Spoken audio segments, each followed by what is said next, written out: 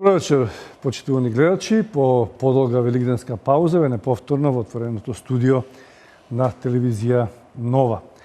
Овој празник беше интересен по две работи. Прво, стандардно, затоа што свештенството и граѓаните, верниците го одбележа на соодветен начин низ цела Македонија, големиот христијански празник Великден, но имаше и политички или аполитични елементи, односно влијание индиректно имаше влијание политичките партии да престанат за кратко со меѓусебните обвинувања. Бога ми ги спречи протестите на граѓаните кои секојдневно се одвиваа до празникот и еве сега од вчера повторно почна наваму. Па токму на оваа тема би сакал вечерва да поразговарам со моите гости, религијата и политиката, и може ли верата, религијата да биде субститут, да биде обединител на граѓаните на Република Македонија во едно многу политично време. На оваа тема ќе разговараме со отец доктор Милан Ѓорѓевиќ од МПЦ. Добро вечер, професоре. И професор доктор Цане Бојановски од Факултетот за безбедност, политиколог инаку. И 4 години доскоро беше директор и председател на комисијата за, како беше тоа, професор? Односи со верски заедници. Така да мислам дека имаме релевантни гости да проговориме на овие две теми. Отец Милан, ја да почнам со вас, бидејќи уште свежо е празнувањето. Ми се чини најмногу сега имате работа и најмногу сега ги чувствувате граѓаните и верниците блиску до црквата, до верата, до религијата. Веќе во најавата кажав дека живееме во многу политичко време. Дали МПЦ ја чувствува политиката и на кој начин во овие движења сега за кои што говориме? Дали ги чувствувате дека и верниците и граѓаните се преоптоварени од политика? Пред се сакам на гледачите, како и на присутните тука во студиото, да им го честитам празникот Великден со великденскиот поздрав Христос воскресе. Навистина воскресе. И секако да одговорам на прашањето кое што ми го упативте како почетно прашање. Во прашањето ги кажавте, од прилика ќе ве парафразирам, рековте дали сега особено влијае политиката во овој период. Знаете како, човештвото е политично. Човекот е политичко битие, зоон политикон. Уште од антиката е тоа. Востановено и забележано. Така што не е невообичаено, воопшто не е невообичаено, не е невообичаен тој политички дискурс во секојдневието. Не е тоа нешто што на човека му е невообичаено, па еве сега во денешно време нешто сме станале многу политични. Човекот од секогаш бил политичен. Човекот од секогаш бил политичко битие, како што кажа. Дека црквата како во својата институционална, така и во својата светотаинска димензија не останува индиферентна на политичките случувања и политичкиот живот, ни сведочи севкупното предание на црквата. Црквата секогаш имала и била во релација со светот во кој што постои.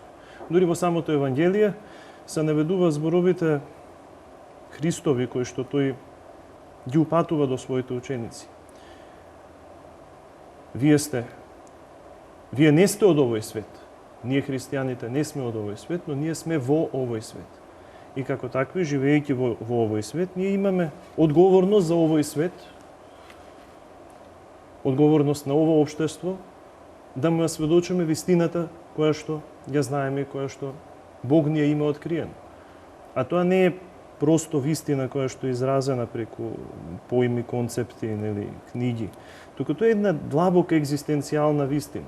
Вистина која што христијаните, православните христијани ја знаат, а тоа е вистината за живењето во и за Царството Божјо. Ете, тоа е политичката мисија на црквата, доколку сакаме да зборуваме за нешто такво. На овој свет, на ово општество, да го сведочи Царството Божјо за кое што човекот е предодреден и за кое што човекот постои.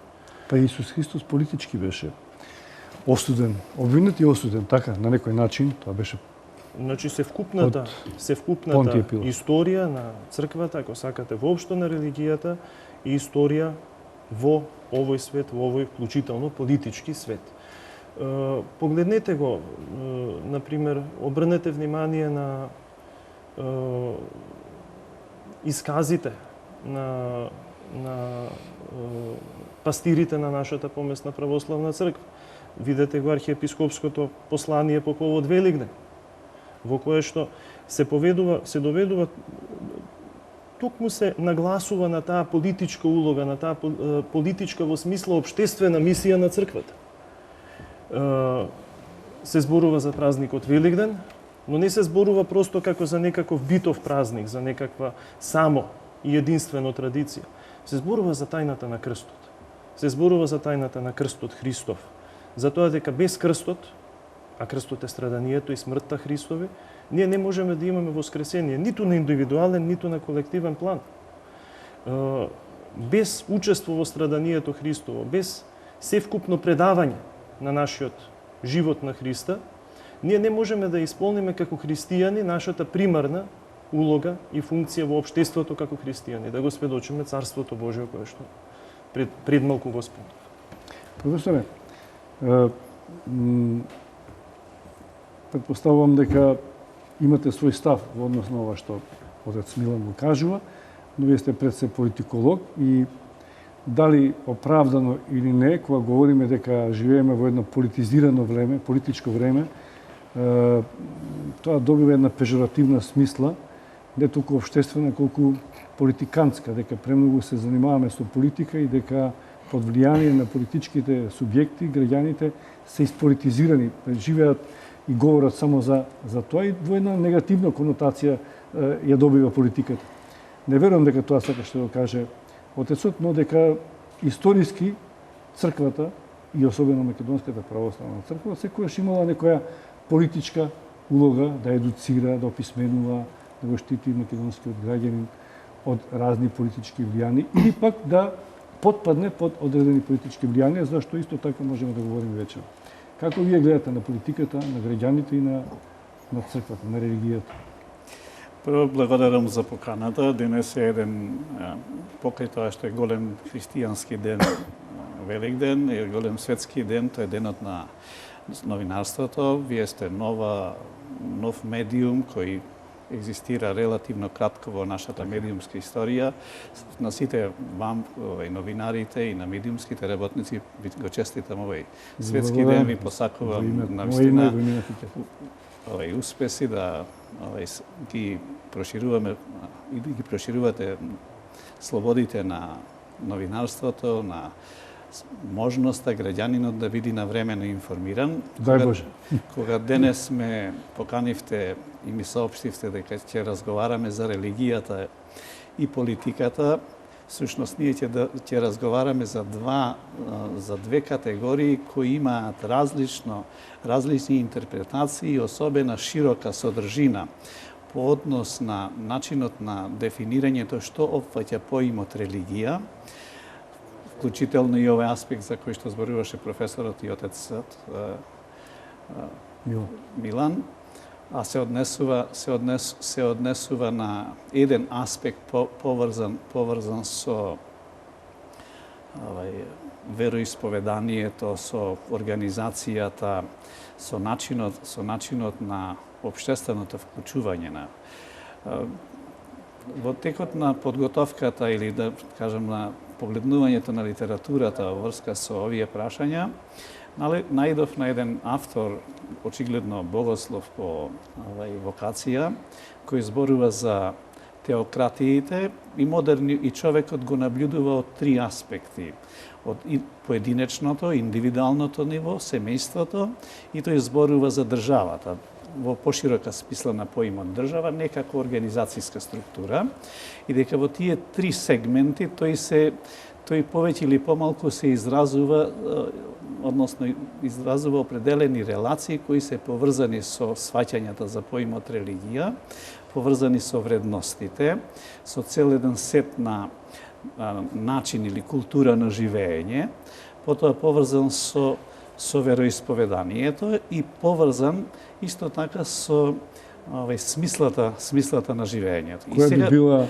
И сега, ако го наблюдуваме модерното време, ние ќе видиме дека модерното време се наоѓа во меѓу две крајности, во кои што религијата се наметнува како доминантен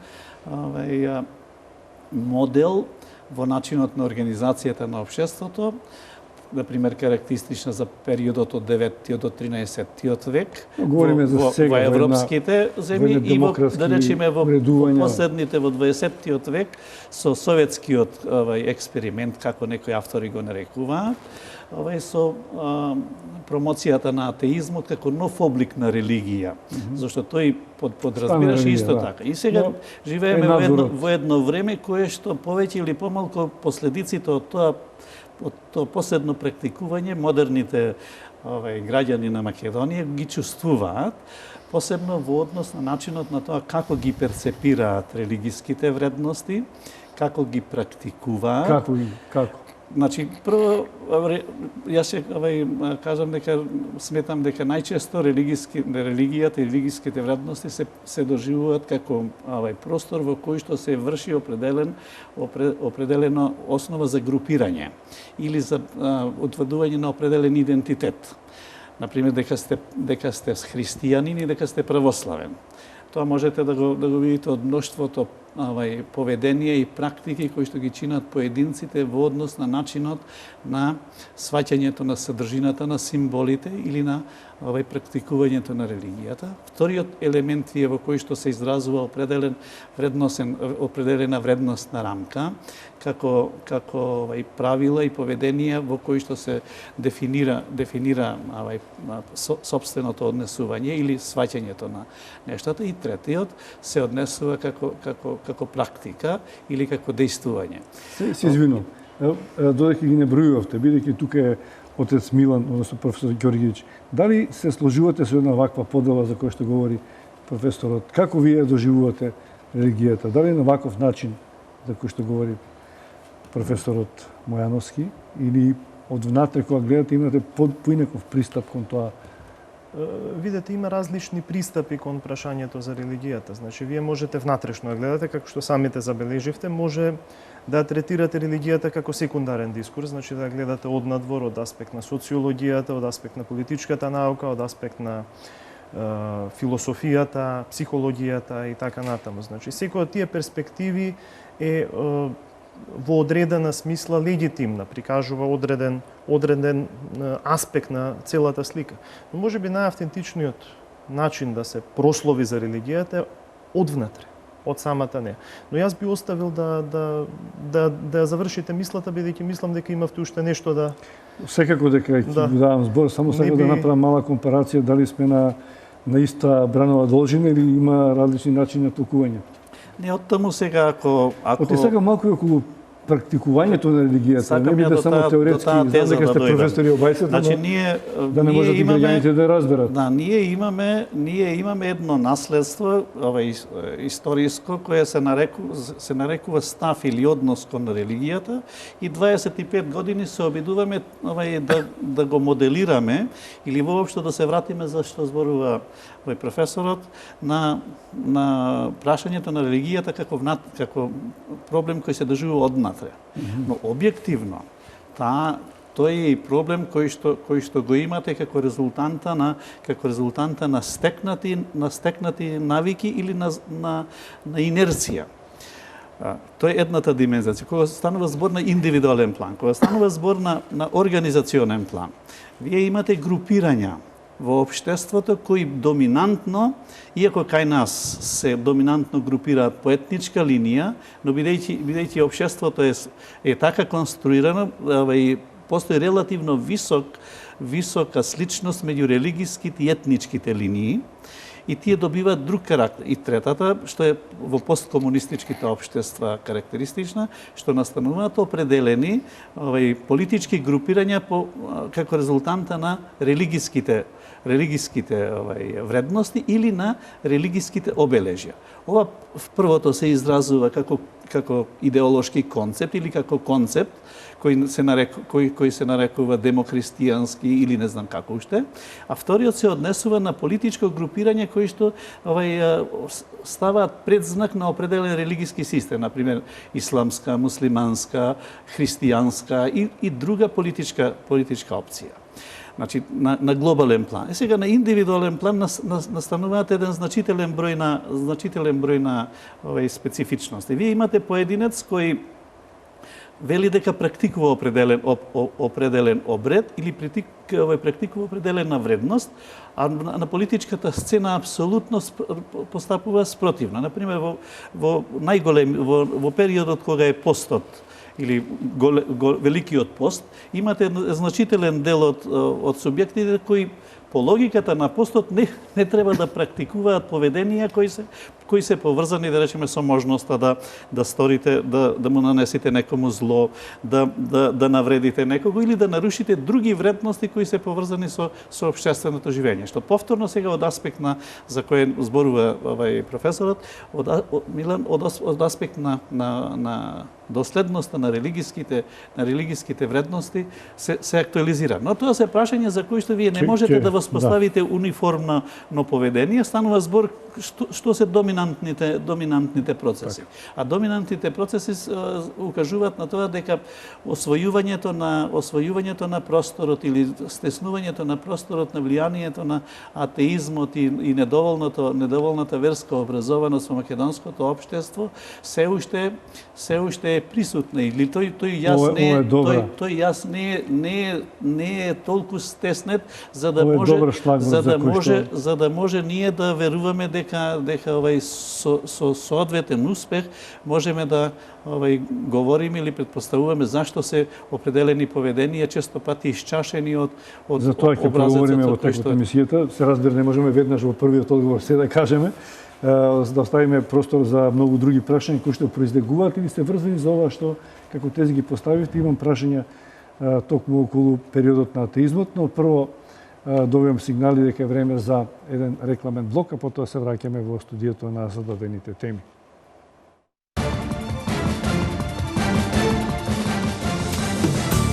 Само за проектот Купи куќа за млади, Хот и Хот ги намали цените на неверојатни 280 евра за метар квадратен, на принципот клуч на рака. Дојдете во Хот и Хот за заеднички да го проектираме вашиот дом. Помагам лицирањето во банка. Хот и Хот за проектот Купи куќа за млади нуди градежни парцели за изградба на куќи.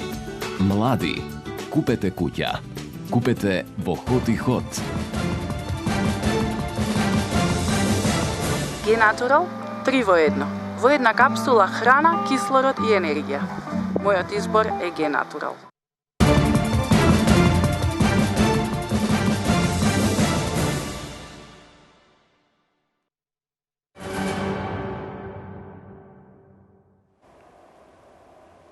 Повторно во отвореното студио на ТВ Нова разговараме за религија и политика со професорите Цане Мојановски и отец Милан Ѓорѓевиќ.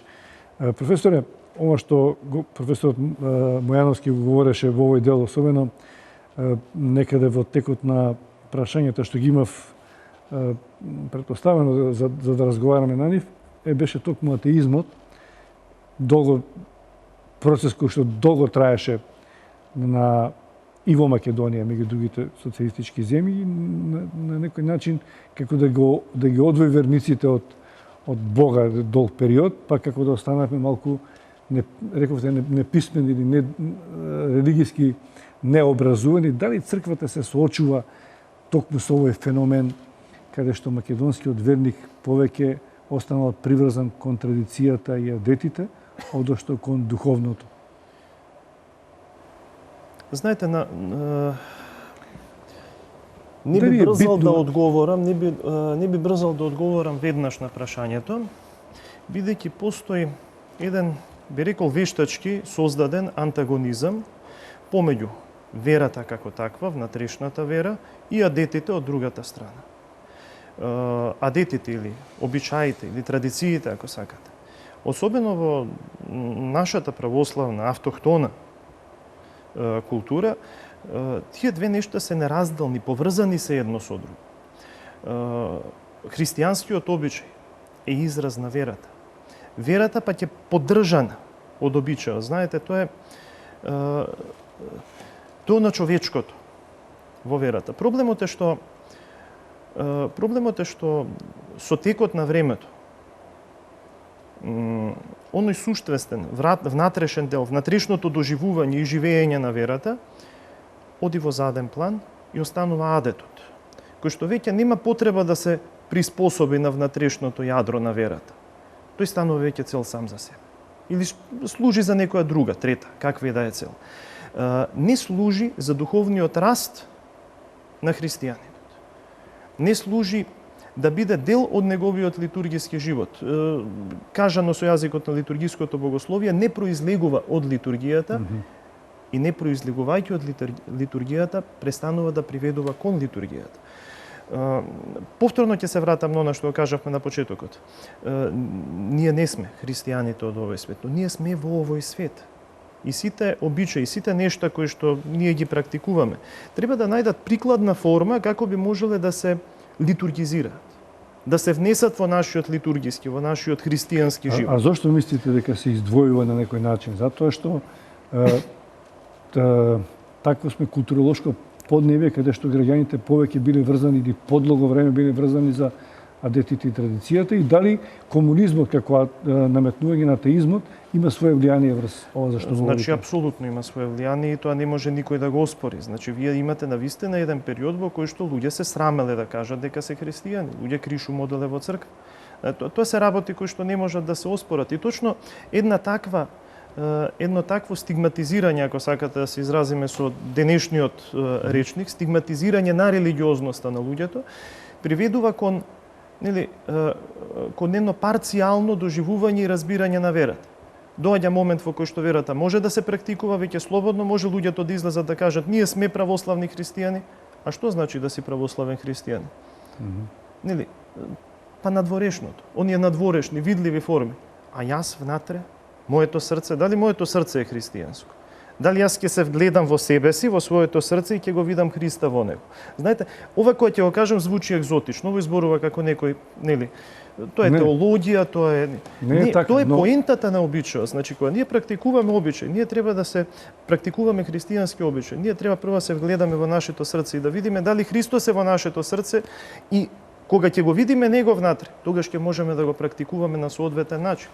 Во спротивно можеме многу лесно да го вулгаризираме. Уште едно прашање имам врзано за ова што говорите. Ево јас можам да забележам како новинар, како граѓанин, особено масовни се посетите на црквите за Божик и за Великден. Огромна маса на луѓе тогаш оди во православните храмови, секаде во Македонија, во мали, во големи, во села, во градови. И можам да забележам две категории на верници, на граѓани.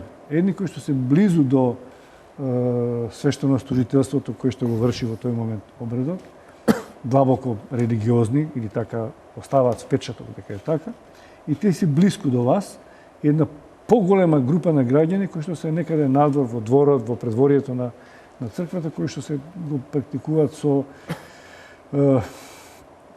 муабети кои што не се врзани за духовноста. Се наблюдувачи, на кои што некојаш ми дури и досадно, доаѓаат од некои други причини. И тоа не е лошо, можеби, нели? Но еве за Великден ќе дојдат со вапцани јајца, ќе заврши тој чин на кршење на јајцата и веднаш заминуваат. Како нив да ги придобиете или зошто е тоа така? Знаете, вие на почетокот рековте, оние кои што се поблиски до свештенството и оние кои што се подалеку од свештенството. Свештенството не е референтната точка. Свештенството, ние сме служителите Христови, ние сме служителите на црквата. Прашањето е колку се блиску до Христа. А до Христа ќе бидат блиску, еве типичен пример ви е Великден. Колку луѓе доаѓаат пред црква до 12 часот, се возгласува Христос воскресе, навистина воскресе, и после тоа луѓето се заминуваат. Повеќето се заминуваат, само малкумина знаат всушност дека богослужението тогаш започнува. Со Христос воскресе, навистина воскресе, и влегувањето на свештениците и на народот во храмот, започнува великденското, најсвеченото и најторжественото богослужение во православната литургиска традиција, кое што богослужение е овенчано, значи врвот на тоа богослужение е причестувањето со телото и крвта Христови. Токму заради тоа велам, Христос е референтната точка, тежнењето на сите нас кон Христ. Но и тоа не значи дека тие што остануваат малкумине се одадени на Бога до таа мери, повеќето кои што остануваат до крајот на богослужението се луѓе кои што се причестуваат и кои што знаат зошто останаа. Не, дали се поврзани со Бога, дали го имаат Господ во себе или само тоа не може никој да го суди, не може никој да суди и да врзани за обредите и она што е нужно во тој дел од тој сегмент од црковното сослужение. Знаете, можеме да избрзаме со судењето па да кажеме овој е просто традиционалист, овој пак тој. Многу често, особено ви кажувам од мојата скромна пастирска пракса, има бројни изненадувања. Луѓе за кои што мислите дека очекувате дека се традиционални, популарно наречени веќе, тоа е една флоскула е веќе тоа, традиционални номинални верници. Ќе видите човек за кој што мислите вака, мора да е традиционален верник, гледате дека тој човек за Христа живе. Так. Не можете туку така на лице да измерите, да кажете овој човек е ваков, овој е ваков. Професор Мијановски, јас ќе ве прашам тоа што мислам, а вие можете секако да коментирате и да продолжите таму каде што застанавте. Еден дел од она што во првиот дел од емисијата го споменавте е важна карактеристика.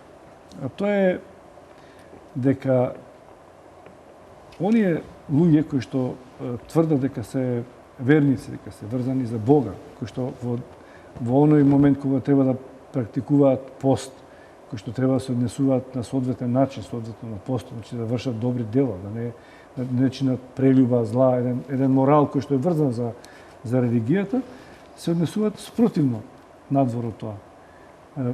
Па како е можно, ние знаеме дека во име на Бога религиите некојаш биле многу сурови кон своите верници, кон граѓаните, кон останатите, не биле воздржани така како што отец Милан е сега во судата на другите. Најчесто е спротивно. Се однесуваат поинаку до она што треба и наместо да го прегрнат Бога, тие ги осудуваат сите останати што не мислите по нив. Ова навистина е комплексно прашање. Навистина, освен ако човек може да коментира, но не може да генерализира. Според мене многу е поважно и позначајно прашањето каков е општествениот контекст и амбиент и каков е односот на општествената организација кон овие прашања. Ако вие имате, да речеме, изразена криза, ако имате извештај на Прибе, во кој што ви се бележани значителен број на општествено утврдени неправилности, ако е создаден амбиент и така натаму, едно од глобалните прашања кои се поставува, за кои што немаме одговор, само можеме да го проблематизираме. Каде можете да ги барате релациите на ова што зборува од професорот отец Милан? И она што значи општествен контекст. Сваќањето и дебатата за односот меѓу религијата и политиката е колку овој систем на вредности кој што ја изразува човечката димензија и неговата приврзаност кон вредностите, а вредностите е да го сакате прво човекот и да ви е човекот над се, а не други институти и инструменти. Второ, како ви е солидарноста, како ви е човеколюбието, или како се нарекува во религиските релации, како ви е односот кон доброто, кон собственоста и така натаму. И ако ги погледнете тие вредности, веќе видите дека ние во транзицијата во значителен број му дадовме шлагерски содржини. А шлагерските содржини значат тоа дека вие честопати се придружувате на определена група, не затоа што ги разбирате содржинските облици, туку заради манифестните. И еден значителен дел во поведенијата можете да препознаете. Тоа се рефлектира на политички план. На политички план се рефлектира, губите смислата за одговорност. Губите смислата да се покаете дека сте погрешиле. Се развива систем во кој што медиумите како модерно средство постануваат просторот во кој што сега вие ја стигматизацијата ја наметнувате како нормална ситуација. Ние, да речеме, во општеството имаме разни листи на вакви, на такви сторители на кривични дела.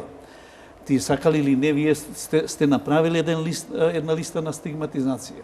И затоа не реагиравме, да речеме, ситуација кога имавте за јавно изнесен став да се утврдува граѓанска одговорност. Ние, да речеме, во тој претходен систем го нарекувавме вербален деликт. Сега најнавредени, најнеунесреќени ни беа политичарите. Најмногу страдавте вие новинарите за јавно изнесен. Тоа е апсолутно настрана од концептот за сваќањето на религијата како систем на вредности во кој што ви го постулира човекот. Во една таква ситуација, вие имате еден, ако го земеме македонскиот граѓанин, да речеме од 1756 година до 1945 година имал црковни или немал црковна организација, од 878 до 913 имал 3 црковни организации, секоја се обидувала да го убеди дека во неј е верник, и затоа таа духовна вертикала која е направена од 817 до 913 денеска се чувствува во македонското битие. Вие во политички одговор тие се нарекуваат со разни, да речеме, карактеристики. И сега потоа имате еден период во кој што е применат советскиот експеримент за изградба на општеството и односот кон религијата. Иако македонското општество во значителна помала мера била антагонистички настроена кон религијата и кон вероисповеданието, но сепак била на другата страна. И во еден таков амбиент вие имате сега една нова генерација која што првпат доживува политички плурализам. Политичкиот плурализам го доживува како себе власти или самовластие. Потоа имате првпат ситуација во кој што слободното определување да вероисповедате определено верување или определен религиски пристап вие општествено признато. Имате различни групирања. Тие групирања сега треба да бидат соодветно општествено канализирани од општеството од една страна и од верските структури од друга страна, за да добиете поединец кој ќе го изразува сензибилитетот на модерното време. И уште повеќе, ако земете дека верските, религиските сваќања или религиските концепти се најчесто се практикуваат преку религиските организации, кои во различни пристапи се нарекуваат различно. Ние, да речеме, христијанската ја нарекуваме црква и во рамките на нејзина има неколку вероисповеди. Тогаш имате и една друга ситуација, кога таа организацијска структура со способноста или со не секогаш очекуваниот начин на остварување на нештата влијае на создавањето на општата представа за религијата и религискиот живот. И во тој комплекс на односи и настани вие можете да го препознаете граѓанинот кој често пати се наоѓа или изгубен, или недоволно едуциран, или тоа што го добил на несоодветен начин го. И затоа тој се придржува или најчесто се потпира на традицијата како практикувано искуство или како нешто што му е најблиско за што може. Потоа доаѓа до институцијата или воопшто до црквата која што организира и постанува некогаш повеќе, некогаш помалку успешно дел од практикувањето на верата, до она, како се вика, димензија во која што се изразува нашиот личен однос и став кон нештата и кон себе. Споменавте повторно неколку одредби за кои што сакам и со професорот Ѓорѓевиќ да поразговарам, а на некој начин како да упативте на тоа дека и црквата има своја општествена улога кон верниците, како да нема доволно влијание, говориме сега за Македонската православна црква, и начинот на кој што вие сега говорите е многу персонализиран, како да оставате секој индивидуа посебно поведуван од својот внатрешен порив да биде блиска до верата и религијата или не.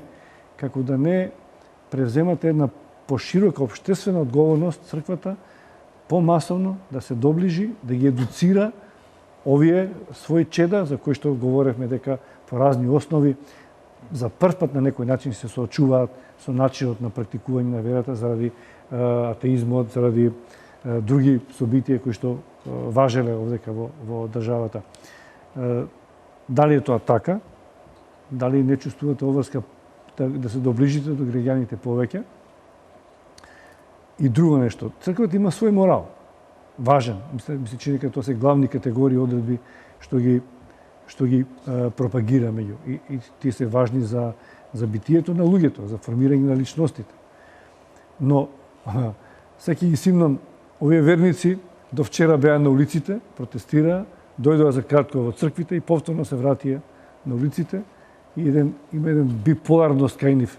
Ваму се мирни чеда овчички пред Бога, а на улиците се малку поагресивни.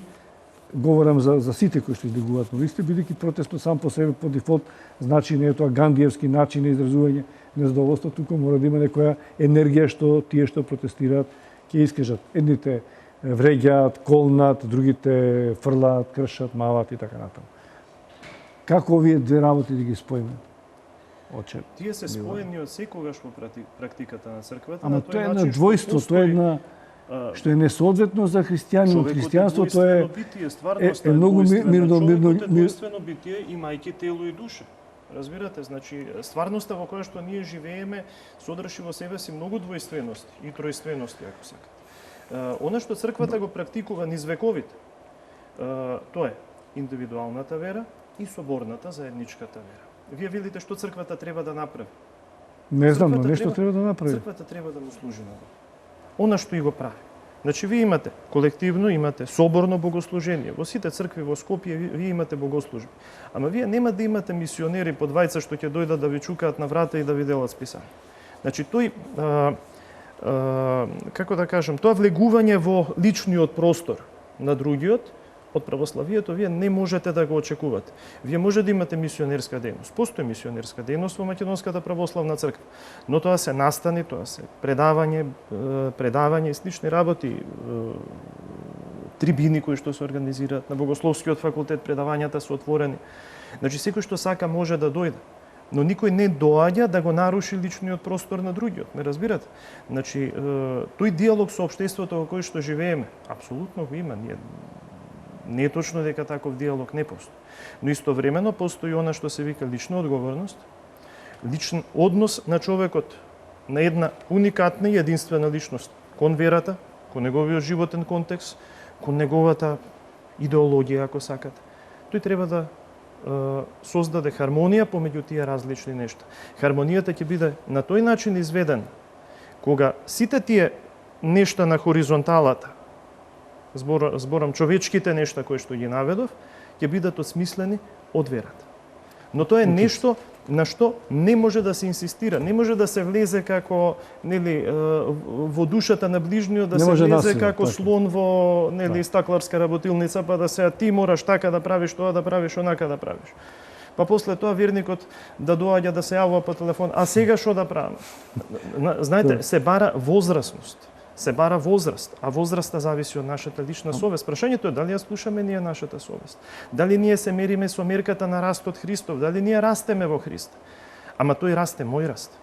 Не може некој да порасне за мене. Не знам, отец Милан, но има две цели, ми се чини христијанството.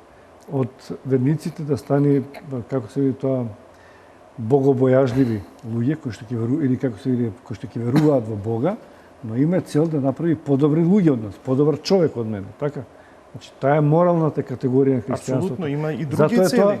Затоа е тоа миролюбиво. Вели, ако тебе некој со камен, ти не го со леп. Ако некој ти удри шамар, ти заврти му го другиот образ. Да, но тоа вртење на другиот образ подразбира уште нешто подразбира достоинство.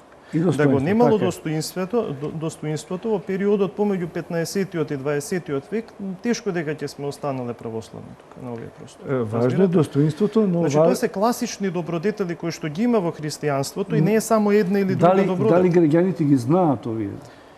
Освен тие што доброволно ќе ви придат, како овие општи морални вредности да ги расшириме кон сите граѓани, бидејќи тие се општо добро. Значи, сакаме на од овој ближниот начин. свој.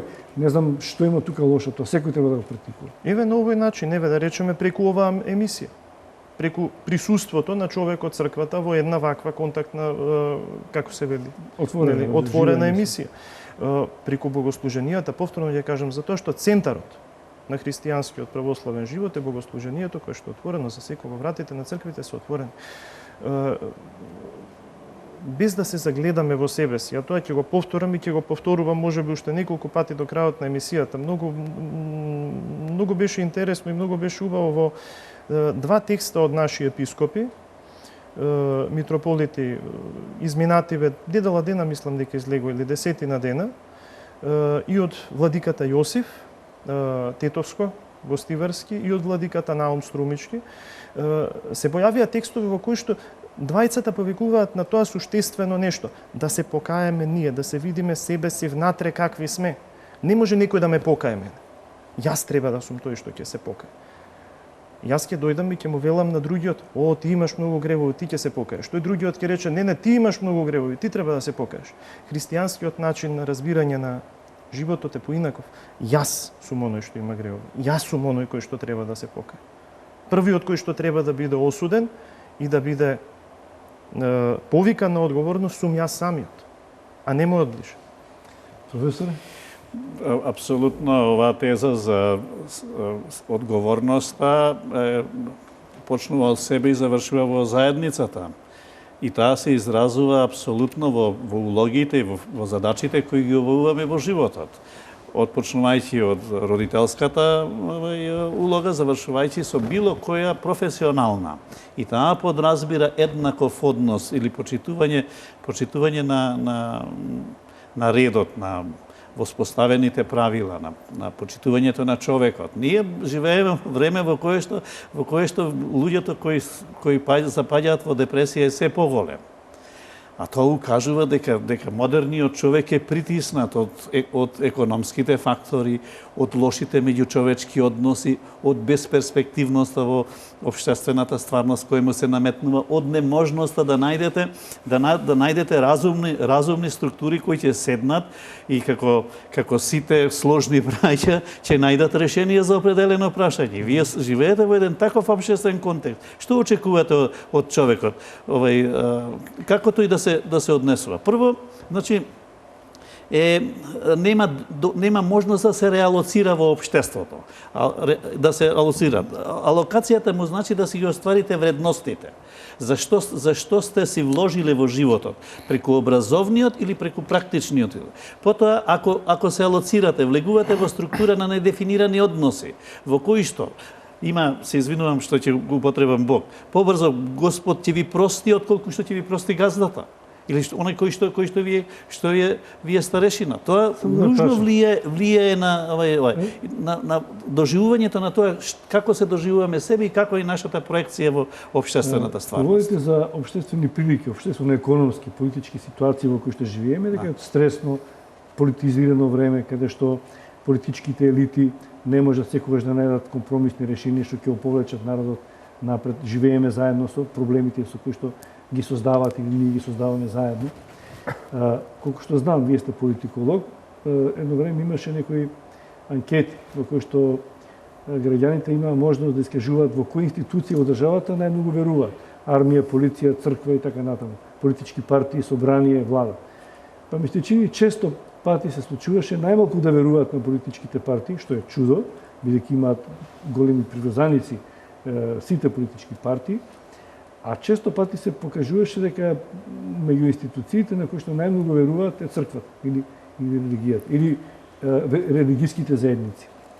Можно ли е, ова делно го говорите на почетокот, ако е така, ако граѓаните имаат голема верба во, сега говориме за црквата, друг пат ќе говориме можеби за другите верски заедници во Македонија, да преземат таква политичка улога, тие да бидат обединители на оној дел каде што политичките партии ги скарале граѓаните. Значи, неколку слоја има ова прашање. Првото прашање е околу анкетите. Сакам како и сите други анкети, како и сите да укажам дека зависи најмногу резултатот зависи од примерокот. Затоа ако сакате да верувате на податоците, мора да имате добра информација како е конструиран примерокот и на кој примерок е направен. Зашто вие може да се случи да сте интервјуирали и анкетирале мноштво кое апсолутно задоволува определен критериум. Добро. Втората работа која треба да ја имате во предвид, дека често пати луѓето даваат одговор, не како што мислат, како што очекуваат дека вие сакате да чујат. Така и децата наши да одговараат кога ќе прашат. И трета да речеме, имате една ваква анкета, вели дали ќе ја напуштите Македонија? Да. 70%, 80% вика да. На второто прашање, ако ја напуштите Македонија, нема да ви важи факултетот.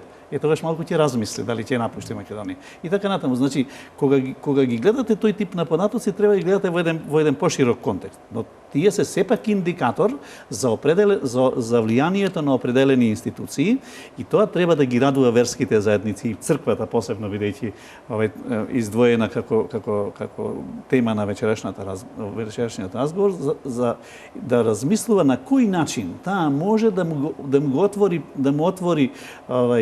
простор на граѓанинот да ја зацврстува вербата во неа. Тоа е прашањето за кое што сега има структури кои се нарекуваат тела, органи и така натаму во црквата, кои на посреден или непосреден начин, дали преку медиумски, дали преку соборен, дали преку индивидуален, дали преку групен начин, ќе успеваат да влеваат верба во кај човекот за вредностите и за начинот на решавањето на нештото. Но често пати овој модерен човек не станува само збор за македонскиот човек, станува збор за модерниот човек.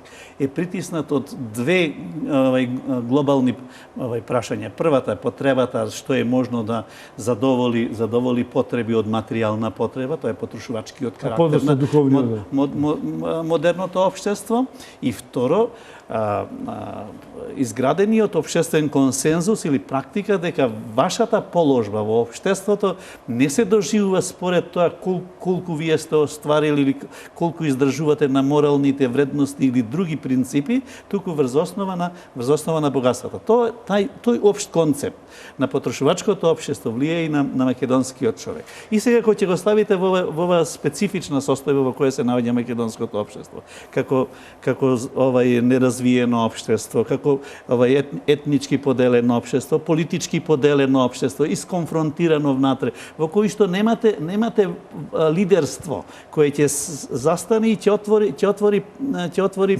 излез. Дали тоа можеби просто... И сега се прашува која е улогата на религиските организации, која е улогата на црквата. Таа треба да се наметнува преку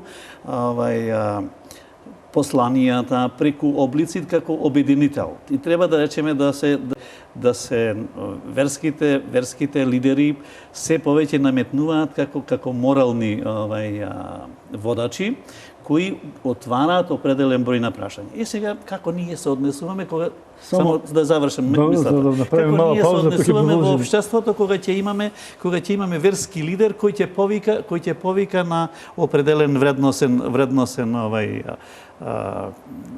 опсек или вредносен сет на барања до јавноста. Ние одма ја отвараме дебатата дали припаѓа на ово партиско трло или на другото партиско трло. Значи, таа вертикала која имаме во духовната поделеност, така мислам дека особено е зацрстена од 878 до 913 година, која во политичкиот дискурс, посебно од 90-та година наваме е отворена и се делиме на разни мани во Македонија. Таа сега повеќе или помалку заради недефинираните материјални односи, заради положбата која што имала црквата во претходниот систем, создала определени положби кои повеќе или помалку отвараат простор преку медиумските, преку личните контакти за дефинирањето на таквите постапки дека припаѓаат на ова или на она партиско трло. Затоа има просто да говориме, некогаш што право, некогаш без, но има ситуации кога, може би прашањето повеќе до отец Милан, дали црквата или великодостојниците кокетираат со политичките елити. Но за ова по рекламите кои што следат.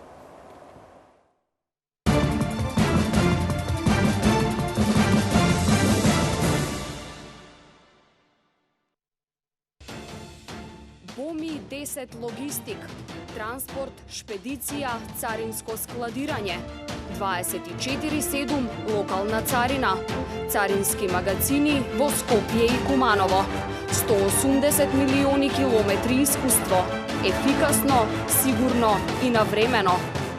Боми 10 логистик. Одиграјте паметно! Изберете најниска каматна стапка од само 5,5% и уживајте во нештата што ги сакате. Аплицирајте за Супер С ненаменски подрашувачки кредит и добите до 1.200.000 денари, без провизија за одобрување и рок на отплата до 10 години. Шпарка се банка, банка на вашето семејство.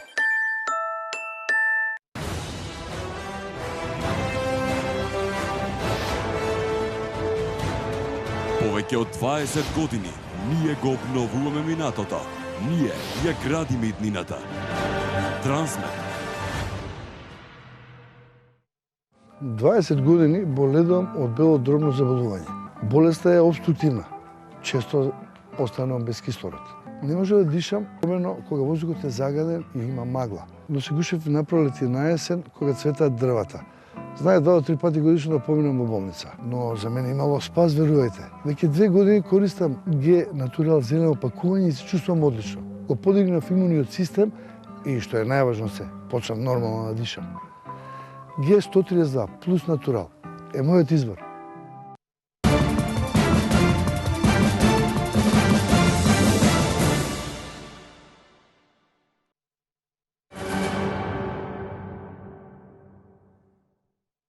Уште едно подсетување за оние кои што можеби сега се вклучуваат во ова отворено студио, во оваа дебата. Разговараме за религијата и политиката со отец доктор Милан Ѓорѓевиќ и со професор доктор Цане Мојановски.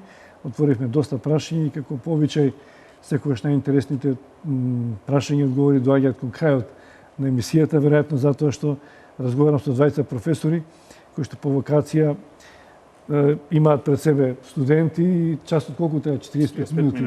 Професоре, така да тие стандарди ги задоволувате. И тука затоа се обидував некојаш да ве прекинам за да можеме низ повеќе прашања да доведеме до истиот резултат, но оние што ја следат емисијата мислам дека имаат целосен увид во она што го говоревте. Отец Милан или професор Ѓорѓевиќ, имам 3 прашања во едно. Одговорете на сите 3 одеднаш или едно по едно.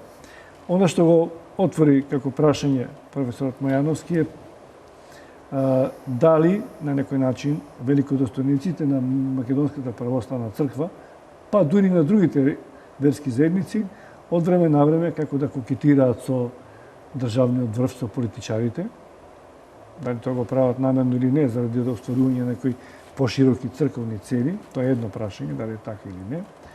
Второ, дали Македонската православна црква, првите луѓе незини можат на некој начин да го следат примерот на она што вака во медиумски светски рамки го гледаме дека го прави папата од католичката вероисповест, кој што отвара прашања или потегнува широки општествени прашања кои што го мачат човештвото, бегалската криза, неверството, семејните вредности. Дали тоа можно, зашто тоа не го практикувате? И трето, забележувам, можеби лаички, кај исламот, кога доаѓа Бајрам, едно влијание каде што меѓу другите вредности, побогатите имаат должност меѓу другите адети и вредности да бидат хумани кон посиромашните. И дали тоа во храна или во пари го прават? Ми се чини кај нас тоа како да изостанува. Дали ги запамтивте 3 прашања, дали бев јасен? Секако, доколку заборавам да одговорам на некоја на крај, подсетете ме. На првото прашање ќе се обидам да започнам преку второто. Добро. Рековте дали можеме да земеме примерот римскиот папа во врска со неговата социјална програма. Така. Јас би рекол дека не можеме со оглед на позицијата и структурата и светогледот од кој што се раководи православната црква и начинот на кој што ние како црква функционираме. Ова е многу воопштено прашање, многу воопштен одговор. Зборувам за конкретни теми кои што овој римски патриарх, односно папа ги начнува, на кои што наидуваат на сериозен отпор помеѓу поконзервативните, бројни римокатолици во целиот свет. Познавајќи многумина, особено во Германија, каде што имам доста контакти и пријатели, морам да ви признам чисто вака врз база на тие меѓучовечки односи што јас ги имам, дека не се многу одушевени сите од неговиот начин на кој што тој ги уредува своите, ајде да ги наречам, односи со јавност. Нели, преска во паузата го спомнавте примерот со посетувањето на островот Лесбос беше, така? Заедно со Вселенскиот патриарх, како тој зеде десетмина бегалци ги поведе со себе во Рим. Знаете како е тоа, во Светото писмо го има тоа што прави твојата десна рака да не знае левата. Добле сте во тоа да ги земете десетмината и да не го кажете тоа по сите медиуми и секаде. Видете го и ова ако сакате како мој личен став, но подкрепен од библиското и преданското искуство на црквата. Ќе рефлектирам сега кон првото ваше поставено прашање. Истиот тој папа, кој што за кога што зборуваме сега, тој имаше средба со рускиот патриарх. Таа средба видно се разликуваше, неодамна беше. Таа средба и документот донесен на таа средба видно се разликуваше од либералните документи кои што папата ги донесуваше и претходно и после ги има донесено, значи ги има негови изјави кои што ги има кажувано. Значи во таа средба папата е исклучително конзервативен, зборува за семени вредности, за сите оние теми кои што се да речеме компатибилни на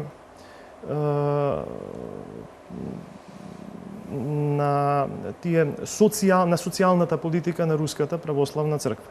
Што значи дека тој си има приспособено на својот соговорник. Има добар пиар, значи.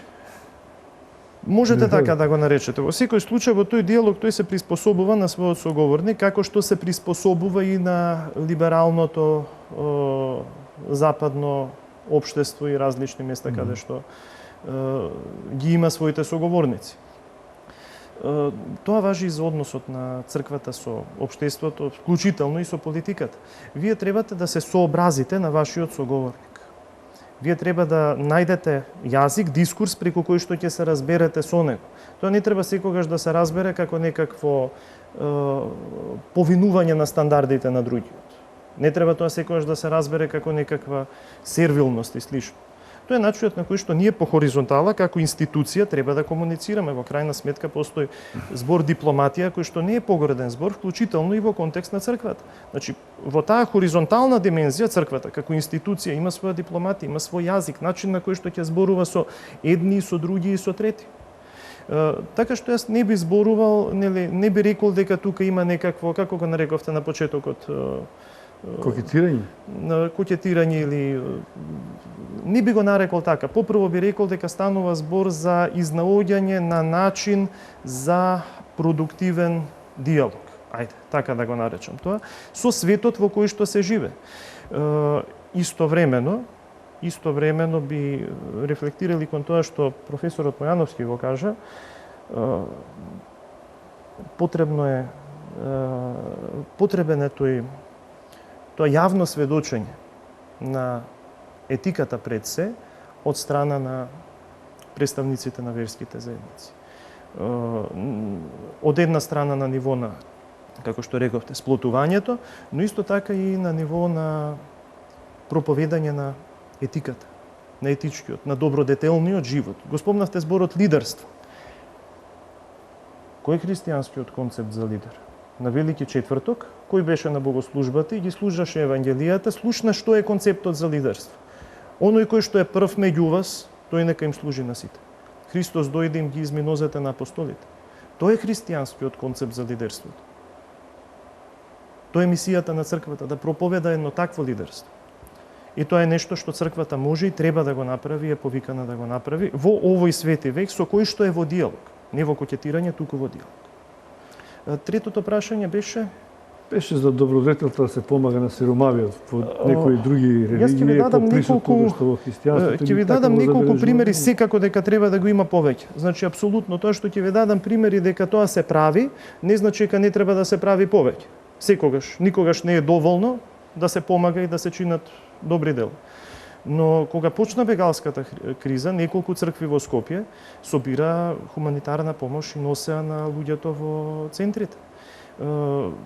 Вие имате харитативна дејност на неколку знам дека има храмови во Скопје, на епархиско ниво во рамките на Македонската православна црква, во некои епархии имате организирана харитативна дејност, имате народни кујни, имате активности човек на човек, мислам тоа што ги има, да го нема. Но убаво е да го има и човек повеќе. на човек, сосед на сосед, тој што има да му даде на тој што нема. Да се забележи на таков однос, ми се чини дека би било добро, и тоа е добро дете. Затоа велам, секојаш треба, никогаш не е доволно. Треба да го има повеќе. Тука сум за лидерство и професорот Ѓорѓевиќ го спомена дипломатијата. Значи имаат право на дипломатија. Најконкретно, еве се ми излегува стиката, овие денови особено интензивно говориме за улогата на меѓународната заедница како посредник и гарантор на договорот од Пржино и обидите повторно да ги седне лидерите на политичките партии и да бараат решение за Македонија. Па нели во одредени пригоди поглаварот на Македонската православна црква често пати организира ручеци и вечери на кои што ги поканува лидерите на политичките партии. Нели е тоа добра прилика таму да поразговараат за добробитта на државата и на граѓаните, таму да се обидат да решат некои прашања, па поглаварот да биде иницијатор, да ги насочи, да ги покани, да ги убеди да најдат заеднички јазик. Значи, пред да одговорам на прашањето, сакам да ви кажам, сега ви разбирам забелешката кога ќе ми речат синовите дека ти не знаеш што значи да живееш со двајца просветни работници дома. Во однос на должината на говорењето. И благодарам на вистина. Тоа е добра. Не, апсолутно не. Јас само сакам да Не со двајца новинари не е лесно дома. Да кажам дека прашањата кои ние ги отвараме на вистина бараат елаборација и нијанси, затоа што станува збор за разни интерпретации. И сега околу положбата на верските лидери во Македонија, Македонија е конфесионално поделено општество. И не знам колку лидерската положба на еден верски лидер може да биде кохезивна во мера во која што да речеме е кохезивна улогата на рускиот патриарх. И ако ја следевте, да речеме, ако следевте неговото обраќање во рускиот парламент, тој на вистина зрачеше со една смисла, со една синтеза за вредностите во руското општество и за наметнувањето на определен број на или реактуализирање на определен број на вредности кои се за современото руско општество особено важни. Ако тоа прашање нема потреба некој да наблегува на ако тоа прашање сега го отворите во Македонија и направите симетрија, дебатите кои ќе се отворат на разликите кои постојат по конфесионалната линија. Само да се искажам. Значи точно е дека треба да се седне, но сега сакам повторно да го поставам и некој прашањето. Јас да разбирам, разликите е лесно да се најдат. Ние живееме во мултиконфесионално, мултиетничко, плурално општество. Битно е се најдат не разликите, точките што ги спојуваат различните политички елити или граѓани.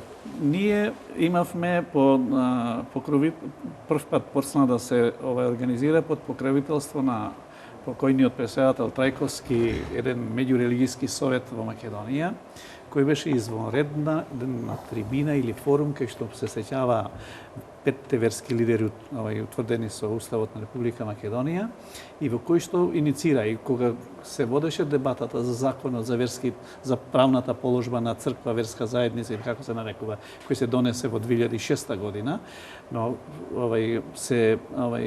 дебатата се водеше во периодот кога јас бев во комисијата и така натаму и тој акт тогаш отприлика ја доби денешната физиономија.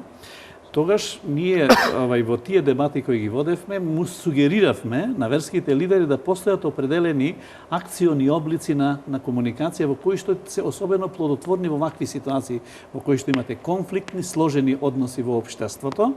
И едно од прашањата за кое што веројатно од кога ќе помине цела ова приказна, кога ќе помине да не мора да заврши, ќе треба во македонското општество да се седне да се разговара.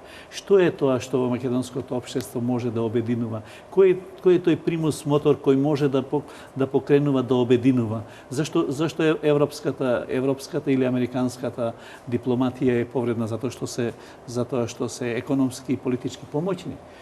И тоа прашање објективно треба да се отвори во македонското општество. Јас се согласувам дека ние можеме да очекуваме и треба да очекуваме определена иницијативи од нашиот поглавар на Македонската православна црква и од исламската верска заедница, бидејќи станува збор за 4 доминантни политички субјекти за кои што им треба малку поттик за барање на заеднички решенија, а не за барање на разлики. Како што јас почнав во анализата, па вие инсистирате да го кажете. Имаме последен блок реклами и потоа имаме уште неколку минути за завршни говори од гостите.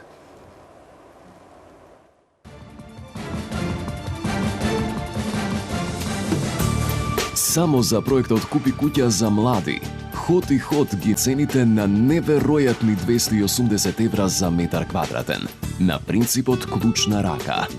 Дојдете во Хот и Хот за заеднички да го проектираме вашиот дом. Помагаме при аплицирањето во банка.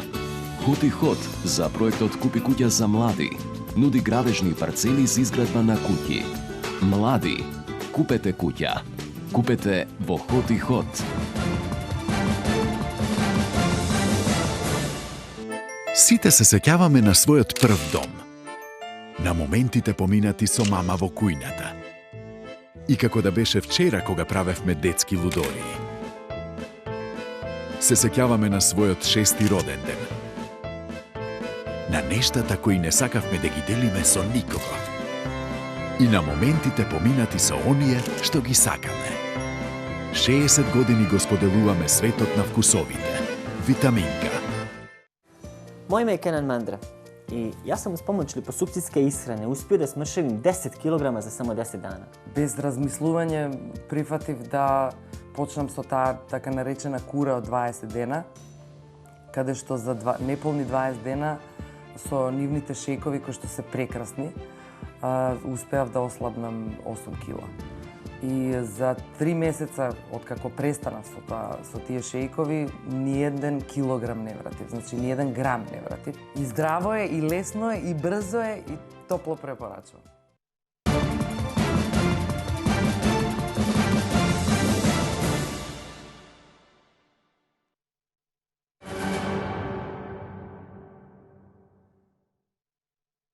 Професор Ѓорѓевиќ, ја уште ќе останам кај дипломатијата за која што говоревте. Ако е тоа дел од действувањето на лидерите на религиските заедници, ако тоа има свој начин како тие се обраќаат до политичарите, до раководството, имате ли сознание дали тоа се користи не само заради интересите на Македонската православна црква во овој случај, туку во интерес на државата, во интерес на сите граѓани.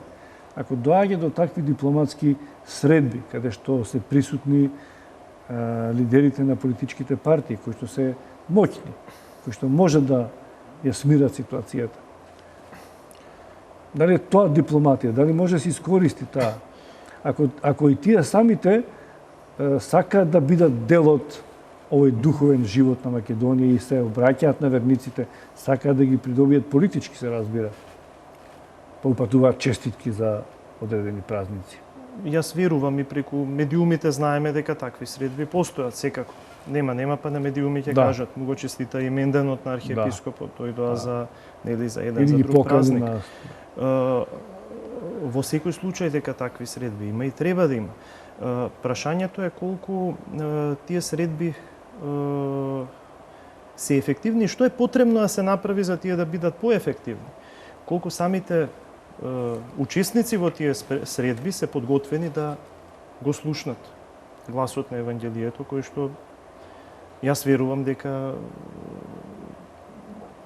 им е упатен. Сега, апропо оноа што кажавте преска за рускиот патриарх, дека тој има големо влијание, дека тој може да влијае, а може би некој што нема толкаво влијание во не толку хомогено општество како руското, не може толку многу да влијае.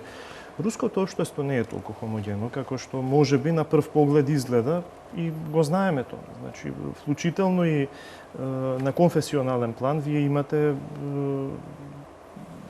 немате само православни христијани. Русија е голема, нели се.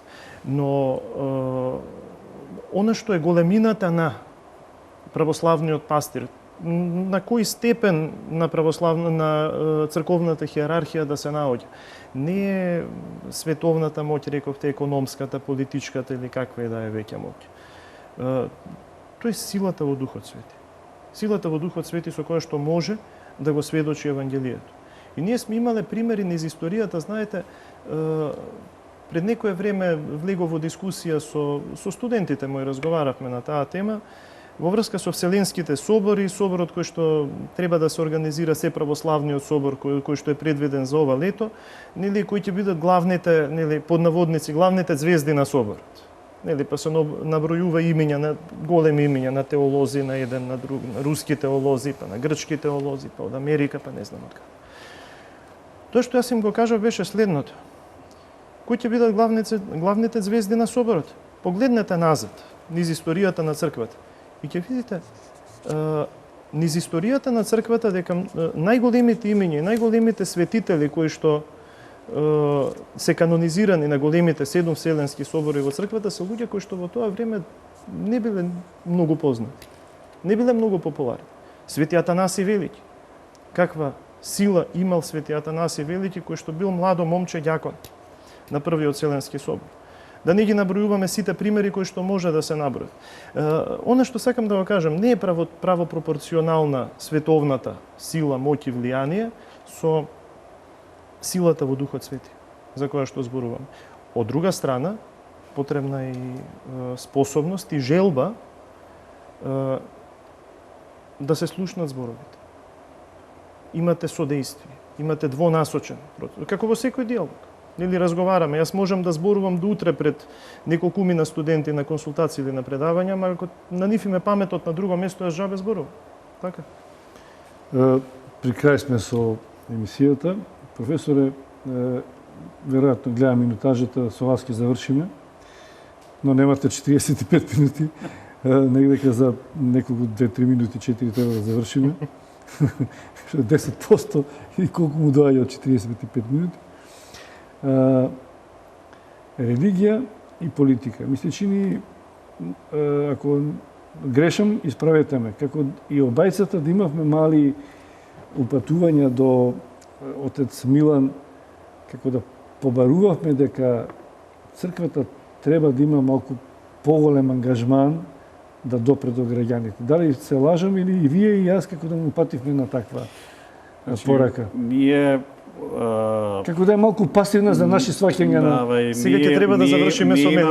Ние имаме еден пристап, овој проблем го наблюдуваме од аспект на општеството, на глобалните процеси и нормално ние во општеството, во кој што ви се дефинирани односите или да речеме главните процеси се темелат на принципите на либерализмот и на